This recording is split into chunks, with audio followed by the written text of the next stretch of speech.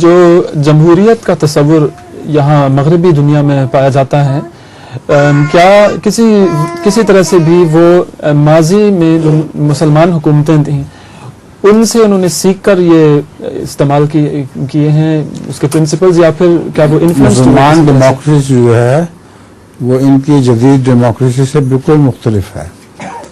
مسلمان ڈیموکریسی میں party system نہیں ہے، کسی پارٹی کی اجازت نہیں ہے، سب مشترکہ ہو کر فیصلہ کرتے ہیں. اب اس کی بہترین مثال جماعت احمدیہ کی مجلس شورا سے ہے. اس میں پارٹی بازی کوئی نہیں ہوتی کہ چونکہ فلاں شخص نے رائے دی ہے اس لیے ہم اس کی مخالفت کریں، وہ دوسری پارٹی کا ہے.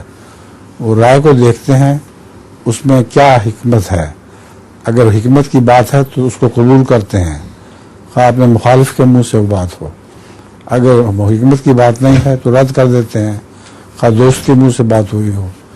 بس یہ اسلامک ڈیموکریسی وہ نان پارٹیزن ڈیموکریسی ہے، اس میں کسی پارٹی کا کوئی تصور نہیں ہے.